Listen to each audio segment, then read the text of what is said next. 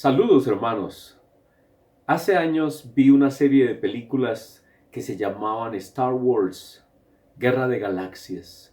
Y siempre al comienzo de las películas había una lectura que parecía moverse en el espacio y comenzaba diciendo: hace mucho tiempo, en una galaxia lejana, muy lejana, la República Galáctica está sumida en caos. El canciller supremo ha despachado en secreto a dos caballeros Jedi, guardianes de la paz y la justicia en la galaxia, a resolver el conflicto.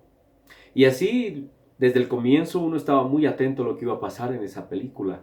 Era algo extraordinario, algo increíble. Estaba lleno de naves espaciales, mundos, seres rarísimos, una creatividad de George Lucas fantástica, y uno podía pasar 2 horas, 2 horas y media, hasta 3 horas viendo una película de esas. Era algo increíble.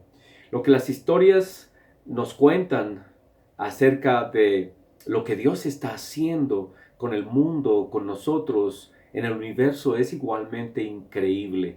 Y comienza en Génesis. En Génesis nos dice la historia que Adán y Eva pecaron. Dios había creado a estos seres humanos y los llamó a Adán y Eva y les dijo que les dio unas órdenes, que no comieran de cierto árbol, que ellos desobedecieron y comieron, y allí se originó el pecado, y con el pecado entró la muerte. Y parece como una historia de galaxias. Entró la muerte, y con la muerte pues entró el padre de la muerte a gobernar este mundo, a ser el príncipe de este mundo. Pero el Señor Dios hizo una advertencia. Él dijo algo en lo que hoy se conoce como el protoevangelio. En Génesis 3:15 dice que el Señor Dios le dijo a la serpiente: por cuanto esto hiciste, maldita serás entre todas las bestias y entre todos los animales del campo. Sobre tu pecho andarás y polvo comerás todos los días de tu vida. Y pondré enemistad entre ti, le dijo a la serpiente, y la mujer, y entre tu simiente y la simiente suya. Esta te herirá en la cabeza y tú le herirás en el calcañar. Y allí Dios entonces, digamos como diciendo, hace mucho, mucho tiempo, comenzó una historia. La historia, el primer anuncio de lo que Él iba a hacer. Él iba a enviar un Salvador.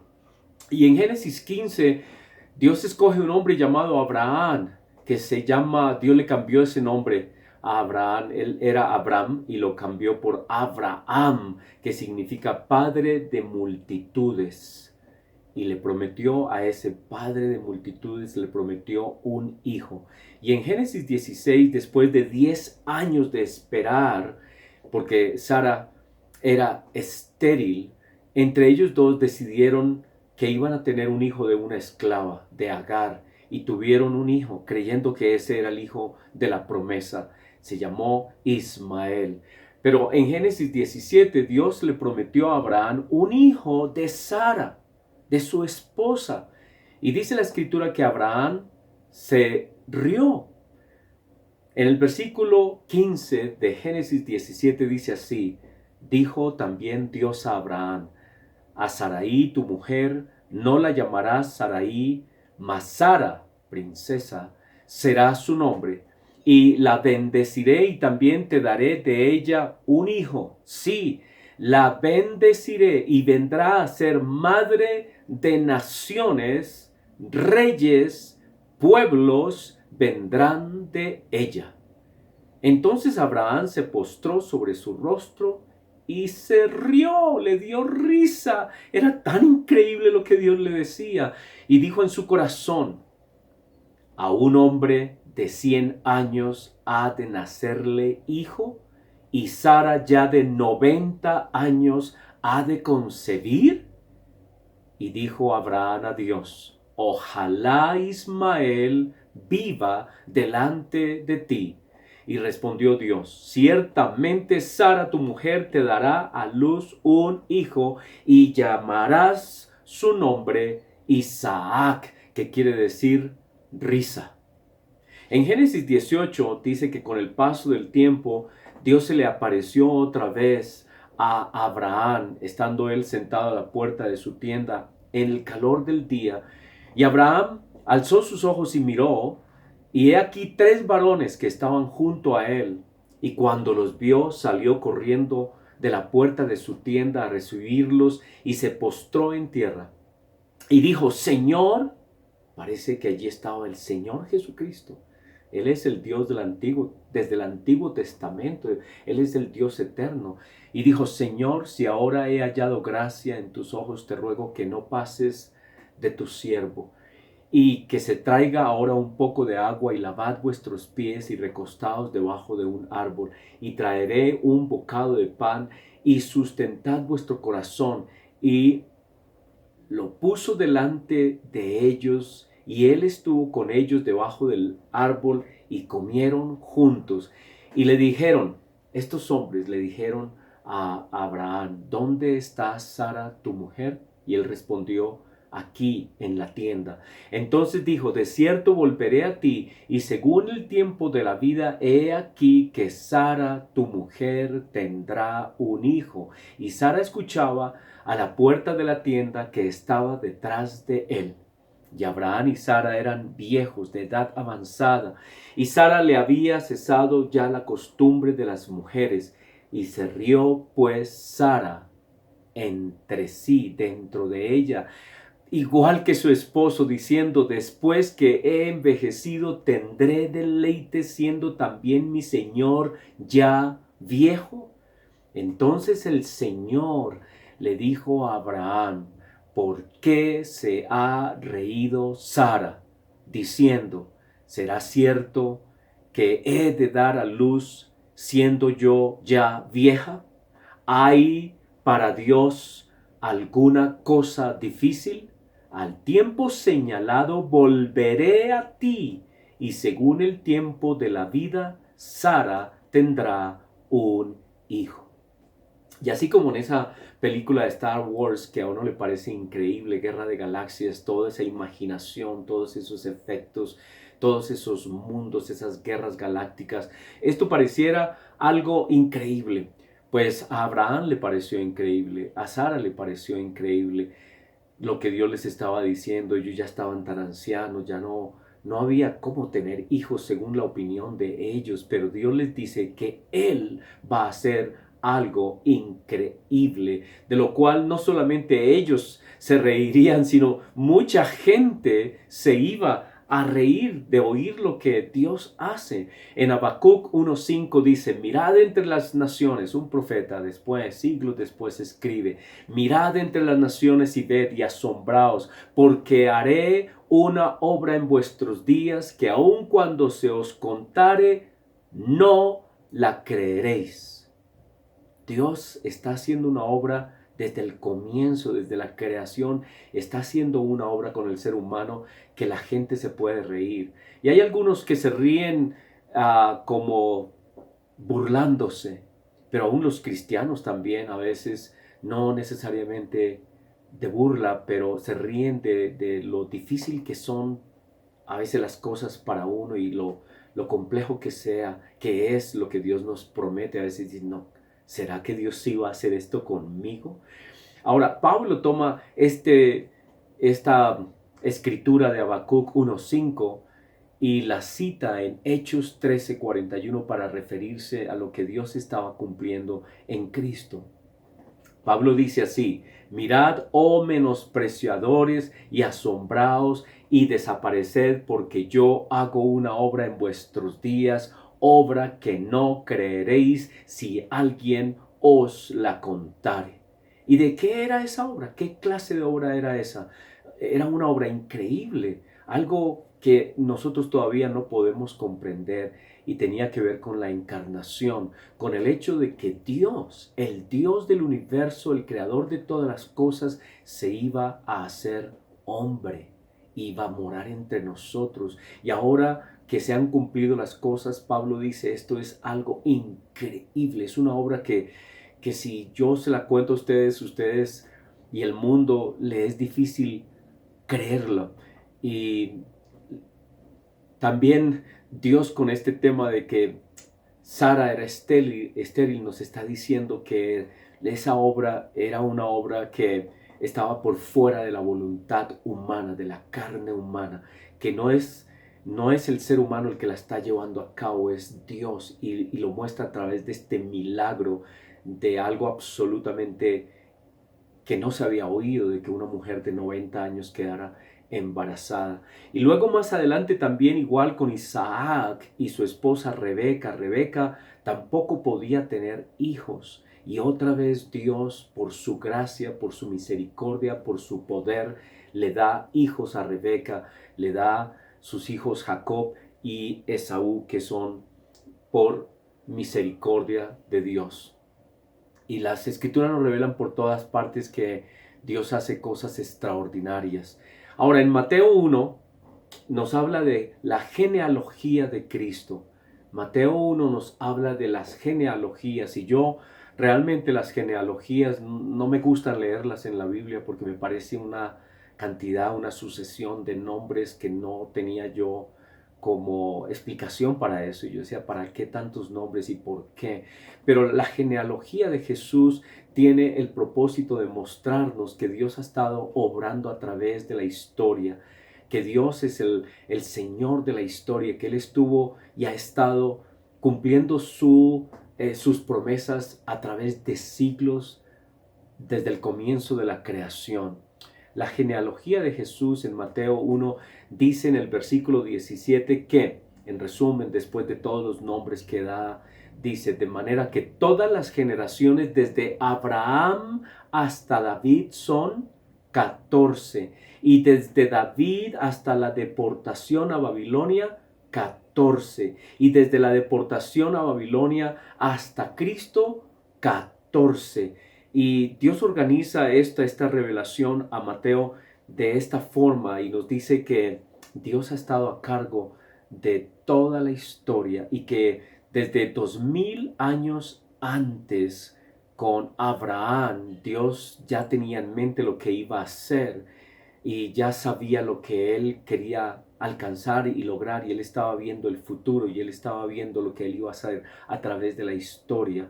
Desde Abraham hasta David. David es el primer rey, digámoslo así, de esa promesa a Abraham de que de él iban a venir reyes. Pero David es un símbolo del verdadero rey. Y luego nos cuenta algo acerca de que de David hasta la deportación a Babilonia habrían 14 generaciones. Y está allí Babilonia, que no es el nombre de una persona, sino de un país, porque Dios nos quiere mostrar que aún en el cautiverio de Babilonia, ese cautiverio fue desde el año más o menos 600 antes de Cristo hasta el año 530 antes de Cristo, 70 años de cautividad, donde el pueblo, debido a sus fallas en obedecer a Dios, había sido llevado cautivo, y sin embargo Dios nunca abandonó su nación, ni nunca abandonó su propósito. Y en medio de la cautividad, Dios cuidó de aquellas personas que iban a ser los antepasados directos de Cristo. Dios estaba cuidando su nación en medio de la prueba, en medio de la esclavitud. Y nos habla que Dios cumple sus propósitos en medio de las circunstancias más difíciles y más complejas que a veces nos parezcan a nosotros. Dios está llevando a cabo su obra y la hará a pesar de lo que nosotros podamos ver a nuestro alrededor. Tal vez algunos en Babilonia hubieran perdido la esperanza. Tal vez algunos dijeron, se acabó la nación. Tal vez no vieron futuro. Pero Dios los devolvió allí otra vez a la tierra de Judá, a Jerusalén, a este lugar para en el año 530 antes de Cristo, para establecer el lugar donde Cristo iba a volver. Y luego dice que desde allí, desde que ellos volvieron a su tierra, hasta que vino Cristo, también pasaron 14 generaciones. Y esto lo vemos, y todos los estudiantes de CIPEP lo han estudiado, está en el primer libro. Pero entonces, la razón de las genealogías es porque Dios quiere que nosotros sepamos que Él ha estado trabajando durante generaciones en cada generación, en cada familia, en cada tiempo. Dios ha estado presente llevando a cabo su obra. Esa es la importancia de las genealogías. El Señor Dios está a cargo de la historia. Ahora, hoy el mundo se puede reír. El mundo se ríe de los cristianos, el mundo se ríe de la iglesia, el mundo se ríe del Dios de las Escrituras, el mundo se puede reír de, de todo lo que es el Evangelio. En 1 Corintios 1:18, 1 Corintios 1:18 al 23, dice que al mundo le parece la cruz una locura. Dice directamente así, porque la palabra de la cruz es locura a los que se pierden. Al mundo le parece una locura, eso es como una película, como que no es cierto, como que es fábulas, como que a la gente este evangelio de Cristo y de la obra de Dios a través de tantos siglos les parece como un chiste. Pero no es verdad, lo que Dios ha prometido es la verdad. Lo que está en las Escrituras es la verdad. Dios está a cargo de la historia y Él envió a su Hijo y Él vino a este mundo y se hizo hombre en el misterio. Es un misterio de la encarnación. Y luego dice ese mismo versículo, 1 Corintios 1, pero a los que se salvan, esto es, a nosotros, es poder de Dios. Es el poder de Dios, porque es el poder de Dios a través de toda la historia. Él ha estado a cargo de la historia. Él está haciendo posible lo que al hombre le parece imposible. Y por eso el mensaje que Dios le dio a Abraham es que Él es más grande que lo que nosotros podemos ver. Abraham veía su carne deteriorada, Sara veía su carne deteriorada, Isaac también veía la imposibilidad en la carne y decía, no, no es posible, pero Dios lo hizo todo posible, porque no hay nada imposible para Dios. Él está haciendo algo y Él nos hizo unas promesas. Esas promesas tienen que ver con que nosotros vamos a estar con Cristo reinando eternamente, porque Él dice que nos ha hecho reyes y sacerdotes para gobernar con Él eternamente. Y entonces eso nos puede causar, igual que a Abraham y a Sara, nos puede causar risa. Yo, yo rey, yo transformado, yo un ser espiritual, yo gobernando más allá de esta tierra sobre seres espirituales, gobernando con Cristo, sentado con Él en un trono celestial. Esto parece increíble, esto es como una película, esto no puede ser. Me siento tan pequeño yo, ¿no? Y todos nos sentimos tan pequeños en esta carne, una carne que se va deteriorando, se va desgastando. Y sin embargo Dios dice que así como Él ha cumplido todo en el pasado y ha estado trabajando en la historia, su promesa de que nos hará reyes y sacerdotes con Él es segura. Él nos está diciendo en Mateo 1 con las genealogías y con todo lo que el testimonio de la historia, que así como Él ha sido fiel en el pasado, es fiel ahora y va a ser fiel en el futuro, y que Él va a hacer con nosotros lo que Él ha prometido. Cosas difíciles de creer, cosas que requieren fe, porque no nos parecen posibles, pero Él dice que las va a hacer, nos va a transformar. Y aunque estemos pasando ahora como en una Babilonia, en una esclavitud, en una dificultad, en una limitación, en sufrimientos, en angustias, en limitaciones, y nos vemos tan pequeños y a veces la pobreza nos pega, las circunstancias nos pegan, las enfermedades nos dan muy duro, y sin embargo Dios dice que confiemos que Él lo va a hacer. Que no nos detengamos en estas limitaciones de nuestra carne, que no nos detengamos en nuestros ojos que ven cosas que a nosotros nos parecen la realidad, porque Él dice que la realidad que nos promete Él es la verdadera realidad. Eso es la realidad, esto es pasajero. Él nos hará reyes y sacerdotes y gobernaremos con Él eternamente, y esa promesa está en Apocalipsis 5:10. Hermanos, quiero que mediten en esta enseñanza, lo que las Escrituras nos enseñan. ¿Qué aprenden ustedes de la obra de Dios a través de los siglos. ¿Qué aprenden ustedes de cómo Dios en el pasado ha estado trabajando y con respecto a qué hará Él con nosotros en el futuro y cómo debemos vivir nosotros ahora a la luz de las promesas que Él nos ha hecho? Demos gracias a Dios que nos ha llamado, demos gracias a Dios que estamos en medio de todas estas circunstancias, pero tenemos esperanza y confianza en Él. Démosle gracias a Él porque nos ha hecho, nos ha creado y por el plan que Él tiene con nosotros. Creámosle, tengamos la fe de Abraham. Señor, te doy gracias por ese hombre llamado Abraham. Te doy gracias porque Él creyó y aunque al comienzo Él le dio risa de lo increíble que Dios estaba diciendo, Él llegó a creer firmemente en las promesas.